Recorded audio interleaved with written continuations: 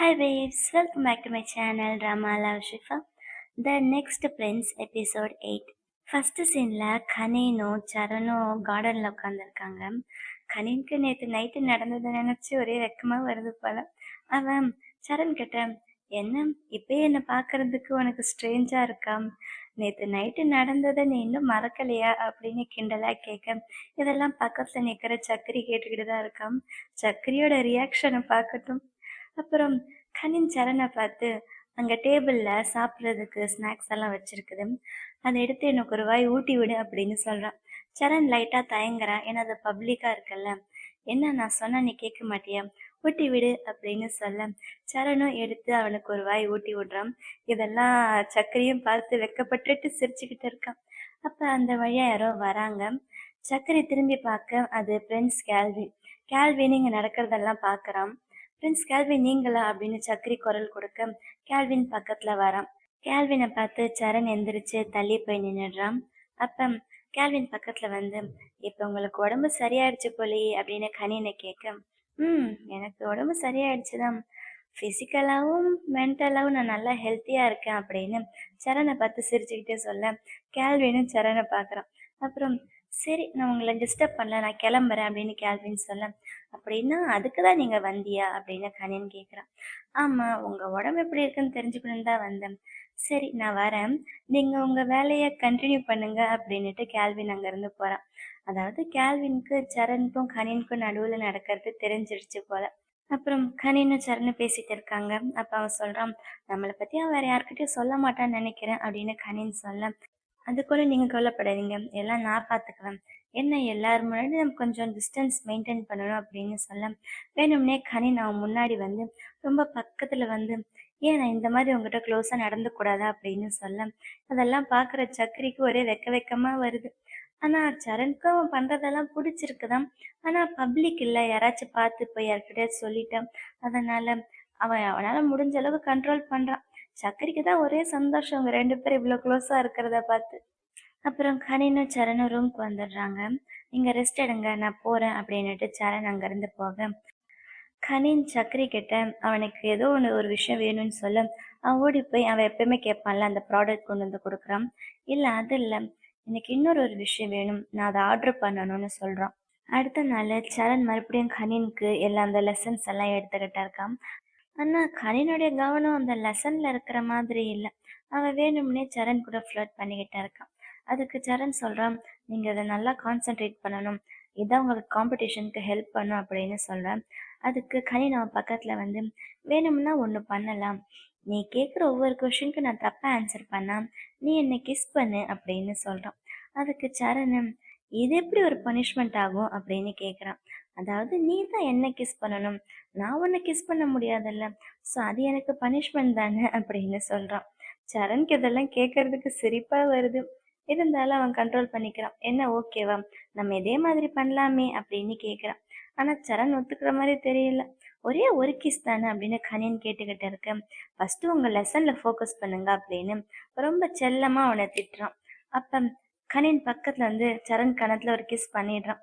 சரண் என்ன பண்ணுறதுன்னு தெரியாமல் அவனை பார்த்து சிரிச்சுக்கிட்டு இருக்கான். இப்படியே உங்களோட ட்ரைனிங் எல்லாம் பாதி ரொமான்டிக்காகவும் பாதி ட்ரைனிங்கும் தான் போயிட்டு இருக்குது. சரண் அவனுக்கு ட்ரைனிங் தான் கொடுக்கணும்னு ட்ரை பண்ணுறான். ஆனால் கனின் தான் கிடைக்கிற சான்ஸ் எல்லாம் ரொமான்ஸாக மாற்றிக்கிட்டு இருக்கான். அப்போ ட்ரைனிங் நடக்கும்போது கனினுக்கு லைட்டாக ஸ்லிப் ஆகி கீழே விழ போகிறான். சரண் வந்து அவனை கேட்ச் பிடிக்கிறான். சும்மா அவன் கீழே விழக்கூடாதுன்னு தான் சரண் பிடிக்கிறான். ஆனால் கனின் இதுதான் சான்ஸ்ன்னு சொல்லி அவனை கட்டி பிடிக்க ட்ரை பண்ணுறான். எப்பயும் போல் சக்கரியோட ரியாக்ஷன் தான் அங்கே வேறு லெவலில் இருக்குது. அப்புறம் அப்படியே அவங்களோட ட்ரைனிங் போய்கிட்டு இருக்குது. ஆனால் என்னன்னு தெரியல, கனினால் சரணை தோக்கடிக்கவே முடியல. அவனே தான் தோத்துக்கிட்டு இருக்கான். நீ இன்னும் கொஞ்சம் நல்லா ப்ராக்டிஸ் பண்ணணும், உன் ஷோல்டரை நீ நல்லா யூஸ் பண்ணணும் அப்படின்னு சொல்ல, எல்லாம் எனக்கு தெரியும், நான் வேணும்னு அதை தப்பு பண்ணுறேன் அப்படின்னு ஒரு மாதிரி சொல்லிட்டு கனின் சோகமாக வந்து உட்காந்துடுறான். அப்போ சரண் அவன் பக்கத்தில் வந்து, இதுக்கெல்லாம் ஃபீல் பண்ணாத, நீ இன்னும் கொஞ்சம் நல்லா ப்ராக்டிஸ் பண்ணால் எல்லாம் உனக்கு நல்லா வந்துடும் அப்படின்னு சொல்கிறான். அதுக்கு கனின் கேட்குறான், சரி நீ வந்து உன்னை இங்கே அடாப்ட் பண்ணி தானே கூப்பிட்டு வந்தாங்க, உன்னால் எப்படி இந்த அளவுக்கு நல்லா ஃபென்சிங் பண்ண முடியுது அப்படின்னு சொல்ல, அது எங்கள் ஃபேமிலியில் எல்லாருமே நல்லா ஃபென்சிங் கற்றுக்குவாங்க, ஏன்னா எங்கள் ஃபேமிலியில் எல்லாருமே ராயல் கார்டாக இருந்திருக்காங்க அப்படின்னு சொல்கிறான். அப்படின்னு அவன் கேட்க, அதாவது என்னுடைய ஆன்செஸ்டர் எப்பயுமே இந்த ராஜ குடும்பத்துக்காக ராயல் கார்டா இருப்பாங்கன்னு சொல்லி ப்ராமிஸ் பண்ணியிருக்காங்க. அது என்னுடைய வேலை. அதுக்காகத்தான் நான் இந்த ஃபென்சிங்கை கத்துக்கிட்டு இருக்கேன். அதே மாதிரியே தான் உங்களை பார்த்துக்கிறது என்னுடைய கடமை அப்படின்னு சொல்ல, அப்படின்னா உன்னுடைய ஆன்செஸ்டர் ப்ராமிஸ் பண்ணதால தான் நீ என்னை பார்த்துக்கிறியா அப்படின்னு கேட்க, உங்களை பார்த்துக்க வேண்டியது என்னோட டியூட்டி அப்படின்னு சரண் சொல்றான். அப்படின்னா இதுக்கு என்ன அர்த்தம் அப்படின்னு அவனோட இதயத்துல கை வச்சு கேட்குறான். அதுக்கு சரண் கனினோட கையை பிடிச்சிட்டு, இதோடைய பதில் உங்களுக்கே தெரியும். நான் உங்ககிட்ட எப்படி நடந்துக்கிறேன், உங்களுக்காக நான் என்னென்ன பண்ணியிருக்கேன்னு சொல்லி உங்களுக்கே தெரியும்ல அப்படின்னு கேட்க, கனின் பக்கத்துல இருந்து சரண் லிப்ல கிஸ் பண்றான். சரணுக்கு லைட்டா ஸ்மைல் வருது. ஆனா அவன் ஸ்மைலை கண்ட்ரோல் பண்ணிக்கிறான். சக்கரி பார்த்துட்டு அவனுக்கு வெக்கம் தாங்க முடியல, அந்த பக்கம் திரும்பிக்கிறான். இந்த கிஸ் எதுக்கு தெரியுமா? நீ என்கிட்ட இவ்வளவு ஸ்வீட்டா பேசினல்ல அதுக்கு அப்படின்னுட்டு அவன் மேலேயே சாஞ்சு உட்காந்துக்கிறான் கனின். அப்புறம் கனின் சொல்றான், இன்னைக்கு ரொம்ப ப்ராக்டிஸ் பண்ணிட்டோம், என்னால் இதுக்கு மேலே ப்ராக்டிஸ் பண்ண முடியாது அப்படின்னு சொல்ல, சரி நீ ரொம்ப டயர்ட் ஆயிட்ட போல, நம்ம வேற ஏதாச்சும் ஃபன்னாக பண்ணலாமா அப்படின்னுட்டு அவன் எங்கேயோ கூட்டிட்டு போறான். அங்க ஒரு ஒயிட் கலர் குதிரை கூட்டிட்டு வரான். இதைத்தான் நீ ஃபன்னுன்னு சொன்னியா அப்படின்னு கனின் கேட்குறான். கனின் ஃபன்னுனதுமே வேற என்னமோ நினச்சிக்கிட்டான் போல. வா பக்கத்துல டச் பண்ணு அப்படின்னு சொல்ல, கனின் பயந்துக்கிட்டே அது பக்கத்துல வரான். பயப்படாத, டச் பண்ணு, அவன் இதற்கு யாரையுமே அடிச்சதில்ல, அவன் பேரு டிரேன் அப்படின்னு சொல்லி இன்ட்ரடியூஸ் பண்ணி வைக்கிறான். கனினும் மெதுவா அவனை டச் பண்ணி பார்க்கறான் அந்த குதிரைய. சரி வா, உன்னை இன்ட்ரடியூஸ் பண்ணிக்கோ அப்படின்னு சொல்ல, இன்ட்ரடியூஸா எதுக்கு அப்படின்னு கனின் கேட்குறான். நீ யாருன்னு சொல்லி அதுக்கு இன்ட்ரடியூஸ் பண்ணாதான் அது உன் கூட நல்லா பாண்ட்ல பழகும் அப்படின்னு சொல்ல, என் பேரு கனின் அப்படின்னு அவன் அந்த குதிரை கிட்ட இன்ட்ரடியூஸ் பண்ணிக்க சரணுக்கு சிரிப்பா வருது. சரண் சிரிச்சதுக்கு அப்புறம் தான் கனினுக்கு புரியுது சரண் சும்மா இவங்கிட்ட விளையாடி இருக்கான்னு. ஆமா நீ சொல்ற பேச்சுல அது நல்லா கேக்குதே அப்படின்னு கனின் கேட்க, ஆமா சின்ன வயசுல இருந்து நான் தானே அதுக்கு ட்ரைனிங் கொடுத்தேன் அப்படின்னு சரண் சொல்றான். சரி வா அப்படின்னுட்டு அவனை அந்த குதிரை மேல ஏறி உட்கார வச்சுட்டு பின்னாடியே சரணும் ஏறி உட்கார்ந்துக்கிறான். கனின் கீழே விழாம இருக்கணுன்றக்காக பின்னாடி இருந்து சரண் அவனை பிடிச்சுக்கிட்டே தான் வரான். அப்படியே கொஞ்ச நேரம் அந்த குதிரை போகுதும். ஒரு இடத்துக்கு போனதுமே குதிரை எங்கேயும் போகாம அப்படியே அசையாம நின்னுடுது. பாத்தியா, குதிரையே நின்னுடுச்சு, போதும் அப்படின்ற மாதிரி கனின்னு சொல்றான். அதுக்கு சரண் கேட்குறான், ஏன் உனக்கு இது பிடிக்கலையா, நான் உன்னை ஹக் பண்ணணும்னு ஆசைப்படுறியா அப்படின்னுட்டு பின்னாடி இருந்து அவனை ஹக் பண்ணிக்கிறான். உடனே கனினுடைய மூடு மாறிடுது. அவனை ஹாப்பியா ஹக் பண்ணிட்டு, இது ரொம்பவே நல்லா இருக்கு அப்படின்னு சொல்றான். அவன் திரும்பி சரணை பார்க்க, இதே மாதிரி நம்ம எப்பயுமே ஒன்னா இருக்கலாம், நான் எப்பயும் உன்னை பார்த்துக்குவேன் இதே மாதிரி, நீ எதை நினைச்சு கவலைப்படாத அப்படின்னு சொல்ல, உன் கூட இருக்கும்போது எனக்கு எந்த கவலையும் இல்லை அப்படின்னு கனின்னு சொல்றான். அதுக்கு சரண் சொல்றான், உனக்காக என்னால என்ன பண்ண முடியுமோ எல்லாமே பண்ணுவேன், எப்பயுமே உன் கூடயே இருப்பேன் அப்படின்னு சொல்ல, கனின் திரும்பி சரணுக்கு ஒரு கிஸ் பண்றான். அப்படியே அந்த கிஸ் ஒரு டெவலப் ஆகி பெரிய கிஸ் ஆக, அந்த கிஸ்ஸுக்கு எனக்கு சம்மந்தமே இல்லை அப்படின்ற மாதிரி அந்த குதிரை அது பாட்டுக்கு அதை வேலையை பார்த்துக்கிட்டு இருக்கு. அப்புறம் திடீர்னு வானம் இடி இடிக்கிற மாதிரி மழை வர மாதிரி இருக்கு. மழை வந்தாதான் சரணுக்கு அந்த பழைய ஞாபகம் வந்துடும்ல. ஸோ உடனே கனின் அவனோட கையை பிடிச்சி, நீ ஒன்றும் பயப்படாத, அவன் கூட இருக்கல்ல அப்படின்னு சொல்லி அவனுக்கு தைரியம் கொடுத்து அவனை இவனுடைய ரூம்க்கு கூட்டிட்டு வந்துடுறான். அப்புறம் சரணுக்காக கனின்னு ஒரு கிஃப்ட் வாங்கி வச்சிருக்கான். இதைத்தான் அவன் சக்கரி கிட்ட சொல்லி ஆர்டர் பண்ணான் போல. உனக்கு தான் இது, ஓப்பன் பண்ணு. இதை ஓப்பன் பண்ணுறதுக்கு முன்னாடி கண்ணை முடிக்கும் அப்படின்ட்டு அதை ஓப்பன் பண்ணி காட்டுறான். அதுக்குள்ளே ஒரு ஹெட்செட் இருக்குது. அது நாய்ஸ் கேன்சலேஷன் ஹெட்செட் போல். மழை பெய்யும் போதெல்லாம் இதை போட்டுக்கிட்டா உனக்கு அந்த மழை சத்தம் கேட்காதல்ல, அதுக்காக கனின் அவனுக்கு வாங்கி தந்திருக்கான் போல். கனின் இவனுக்காக இவ்வளோ யோசிச்சு ரொம்ப தாட்ஃபுல்லான ஒரு கிஃப்ட் வாங்கினது சரணுக்கு ரொம்பவே பிடிச்சிடுது. அவன் தேங்க்யூன்னு சொல்ல பக்கத்துலேருந்து கனின் அவன் மேலே சாஞ்சுக்கிறான். அடுத்த நாள் காலையில ராஜா பிரின்ஸ் கேல்வின் கிட்ட பேசிக்கிட்டு இருக்காரு. எப்படி எங்க ஊர்லாம் பிடிச்சிருக்கான், காலேஜ் எல்லாம் நல்லா போகுதா அப்படின்னு கேட்க, அதுக்கு அவனும் பதில் சொல்லிக்கிட்டு இருக்கான். எனக்கு இந்த இடம் ரொம்பவே பிடிச்சிருக்குது, எனக்கு இன்னொரு ஒரு ஆசை இருக்குது, எனக்கு மீனா நகரின்க்கு போகணும், என்னோட ஃப்ரெண்ட்ஸ் அங்க இருக்கிறாங்க அப்படின்னு சொல்ல, சரி தாராளமா நீ போயிட்டு வா அப்படின்னு அந்த கிங்கு சொல்ல, அப்ப அந்த இடத்துக்கு கனின் வரான். அப்ப அந்த ராஜா கனின் கிட்ட அந்த விஷயத்த சொல்றாரு. கேல்வின் வந்து மீனா நகரின்க்கு போக போறான்னு சொன்னதுமே இவன் ரொம்ப எக்ஸைட் ஆயிடுறான். எனக்கும் ரொம்ப நாளா அங்க போகணும்னு ஆசை, அங்க ஷாம்பெயின் பேர்ல் கிடைக்கும், அதை நான் நேர்ல பார்க்கணும் அப்படின்னு ரொம்ப சந்தோஷமா சொல்றான். அப்ப ராஜா சொல்றாரு, வேணும்னா நீ வேணா கூட போயிட்டு வா அப்படின்னு சொல்ல, அவன் திரும்பி சிரிச்சுக்கிட்டே சரணை பார்க்கறான். அப்புறம் ராஜா கிட்ட, நான் போயிட்டு வரலாமா அப்படின்னு கேட்க, கண்டிப்பா, நானும் உன் கூட வரேன். நானும் மீனா நகரின் போய் ரொம்ப நாள் ஆச்சு. ஸோ இது நம்ம எல்லாருமே சேர்ந்து ஒரு குரூப் விசிட்டா போயிட்டு வரலாம் அப்படின்னு ராஜா சொல்றாரு. அடுத்த சீன்ல ரமீல் அவனோட ப்ராக்டிஸ் பண்ணாம காட்டுக்குள்ள சைக்கிளிங் பண்ணிக்கிட்டு இருக்கான். அப்புறம் சைக்கிளை கொண்டு வந்து பேட்டாய் கிட்ட நிறுத்திட்டு, அப்ப பேட்டாய் சொல்றான், இரு நான் உனக்கு ஹெல்ப் பண்றேன் அப்படின்னுட்டு அவன் தலையில இருக்க ஹெல்மெட்டை அவனே கழட்டி விடுறான்.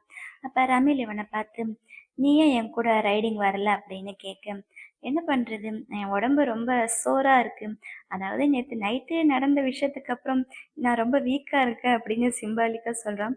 நேத்து என்ன நைட்டு நடந்துச்சு அப்படின்றத ஒரு சின்ன ஷார்ட்டா காட்டுறாங்க. அப்ப ரமேஷ் சொல்றான், எனக்கு ஃபென்சிங் பண்ணி பண்ணி ரொம்ப போர் அடிக்குது. அதான் சைக்கிளிங் வந்தேன் அப்படின்னு சொல்ல. ஆனா உங்க அப்பாக்கு மட்டும் நீ இன்னைக்கு ப்ராக்டிஸை ஸ்கிப் பண்ணன்னு தெரிஞ்சிச்சு. அவ்வளோதான் அப்படின்னு சொல்றான். நீ ஒன்றும் கவலைப்படாத. அப்பாக்கு கண்டிப்பா தெரியாது. பயப்படாத அப்படின்னு சொல்றான். ஏன்னா ரமீலுக்கு பேட்டாய்க்கு நல்லா தெரியும்ல. ரமீல் ஏதாச்சும் தப்பு பண்ணா அந்த அடி பேட்டாய்க்கு தான் விழணும். அப்ப ஒரு சின்ன ஒரு பாஸ்ட் சீன் காட்டுறாங்க. ஃபர்ஸ்ட் இதே மாதிரி ரமீல் ஏதோ பண்ணியிருக்கான் போல. அதுக்காக பேட்டாய்க்கு செம்மையா அடி விழுந்துகிட்டு இருக்குது. அப்ப ரமீல் அங்க வந்துட்டு பேட்டாய்க்காக அவங்க அப்பாவோட கையை பிடிச்சிட்டு கெஞ்சுறான். ப்ளீஸ் பவனை அடிக்காதீங்க அடிக்காதீங்கன்னு. அப்ப அவங்க அப்பா ரமீல் அங்கிருந்து தள்ளி விட, ரமீல் போய் அங்க இருக்க ஒரு ஒரு ஜாடியில இடிக்க அந்த ஜாடி கீழே விழுந்து உடைஞ்சிடுது. அப்ப அவங்க அப்பாவுக்கு இன்னும் கோவம் வர அவர் மறுபடியும் பேட்டாய் அடிக்க போறாரு. ஆனா அதை ரமீலால பார்க்க முடியல. ரமீல் மறுபடியும் காப்பாத்த ட்ரை பண்றான். ஆனா அங்க இருக்க கார்டு எல்லாம் சேர்ந்து அவனை தள்ளி விட்டு அனுப்பிடுறாங்க. இதெல்லாம் அவங்க ஸ்கூல் படிக்கும்போது நடந்தது போல. ஏன்னா ரமீலோட ட்ரெஸ்ஸை பார்க்கும்போது ஸ்கூல் யூனிஃபார்ம் மாதிரி தான் இருக்குது.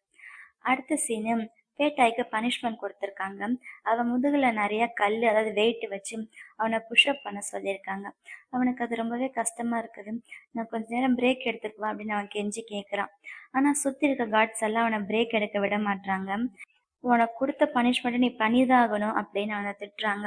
அவனும் வேற வழி இல்லாம பண்ணிக்கிட்டு இருக்க. அப்ப ரமீல் அங்க வந்துடுறான். என்ன பண்ணிட்டு இருக்கீங்க, அவன் முதுகுல இருந்து வெயிட் எடுங்க அப்படின்னு சொல்ல, ராஜா கொடுத்த கட்டளை இது எங்களால மீற முடியாது அப்படின்னு அங்க இருக்க காட் சொல்றாங்க. அதுக்கு ரமீல் கோவமா, நானும் தானே இந்த நாட்டுடைய பிரின்ஸு, நான் சொல்றேன் இது என்னோட கட்டளை, அவன் முதுகுல இருக்க வெயிட் எடுங்க அப்படின்னு சொல்ல அவங்க எடுத்துடுறாங்க. அவன் பேத்தாயை அங்க இருந்து எந்திரிக்க வச்சு கூட்டிட்டு போக ட்ரை பண்றான். ஆனா பேத்தாய் பயப்படுறான். வேண்டாம் விடுங்க, இது ராஜா கொடுத்த பனிஷ்மெண்ட், இதை மீறக்கூடாது அப்படின்னு சொல்ல.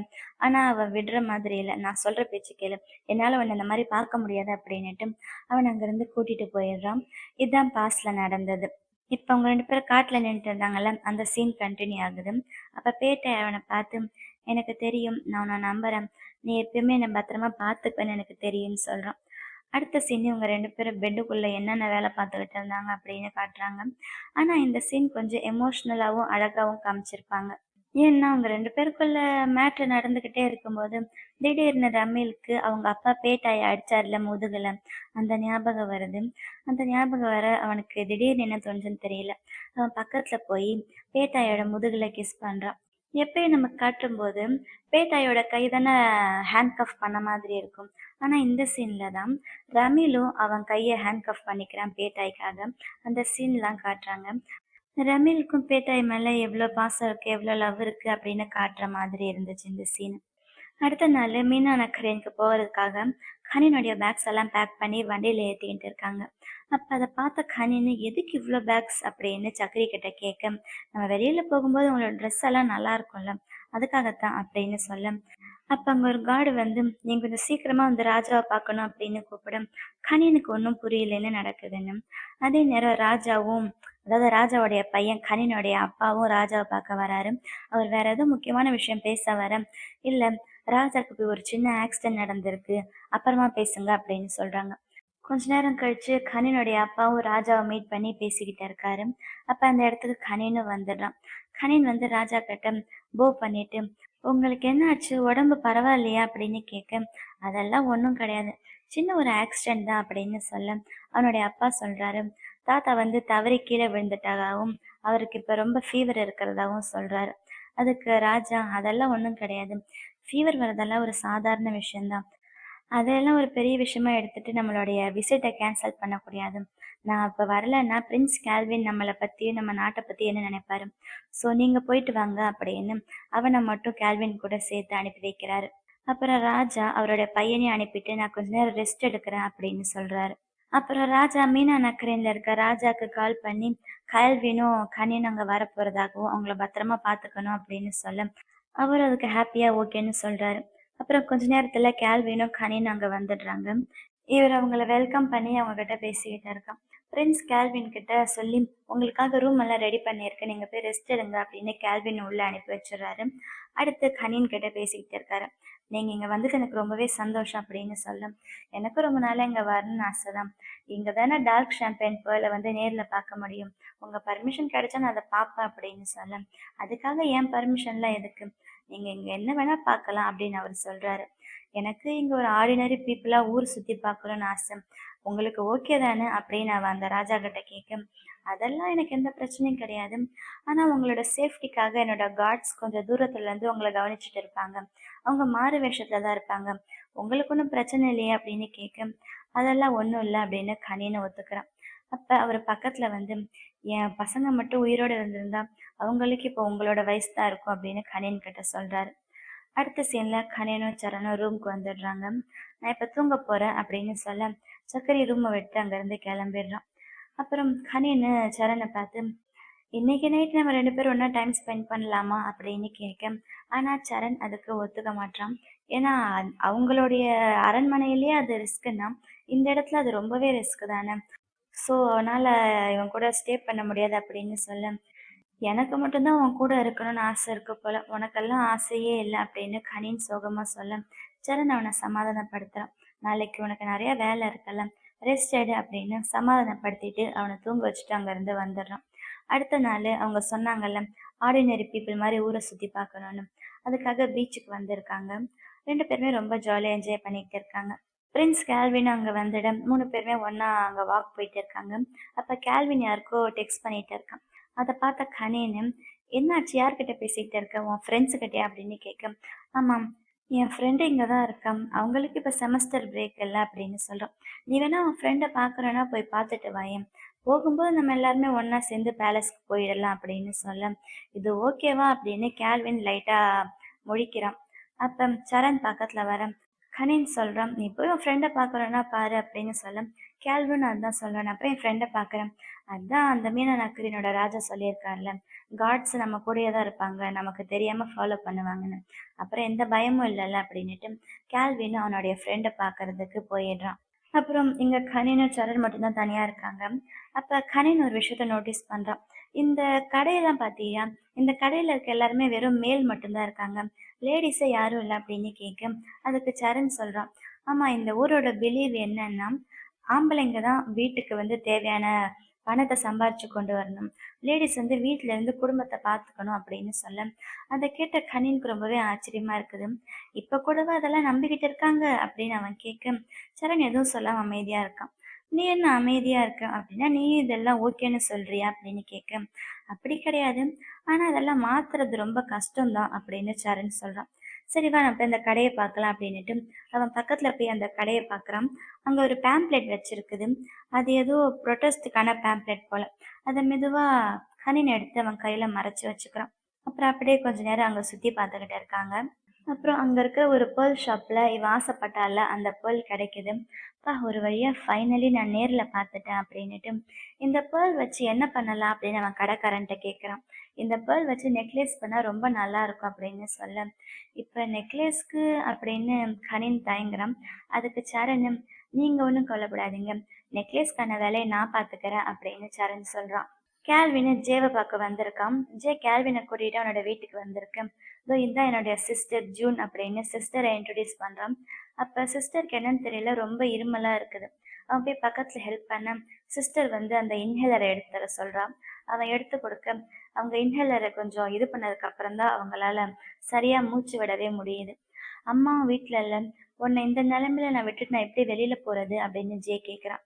அதுக்கு ஜூன் சொல்கிறாங்க இல்லை உன் ஃப்ரெண்டு வந்திருக்கால, நீ உன் ஃப்ரெண்டை கூட்டிகிட்டு வெளியில் போ, நான் என்னை பார்த்துக்கிறேன் அப்படின்னு சொல்ல இல்லைக்கா நான் எப்படி உன்னை தனியாக விட்டுட்டு போகிறது அப்படின்னு ஜே தயங்க கேல்வினும் அதான் சொல்கிறான் எனக்கு ஒன்றும் பிரச்சனை இல்லை, நான் கொஞ்ச நேரம் வீட்லேயே வெயிட் பண்ணுறேன் அப்படின்னு சொல்ல ஆனால் ஜூன் கேட்காம பக்கத்தில் வந்து நீ அவனை கூட்டிகிட்டு போ, நான் பார்த்துக்கிறேன், ஒன்றும் பெரிய பிரச்சனை இல்லை, உன் ஃப்ரெண்டை வெயிட் பண்ண வைக்காத அப்படின்னு சொல்லி ஜேவை அங்கேருந்து அனுப்பி வச்சிடுறான்.